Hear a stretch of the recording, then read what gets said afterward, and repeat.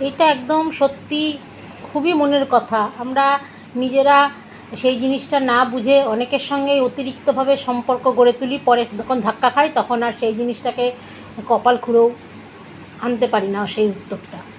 সেটাই আপনাদের সামনে পরিবেশন করছি। নিবেদন, অতি আপন মানুষই একদিন দূরে সরে যায়। কারো সাথে আমার সম্পর্ক যখন খুব বেশি ভালো হয়ে যায়, তখন বুকের ভেতর এক অজানা ভয় ঢোকে। মনে হয় সব কিছু হয়তো বেশি দ্রুতই বদলে যাবে।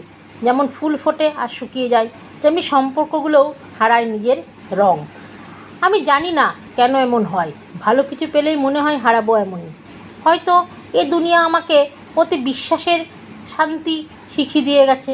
হয়তো আমি শিখেছি অতি আপন মানুষই একদিন দূরে সরে যায়।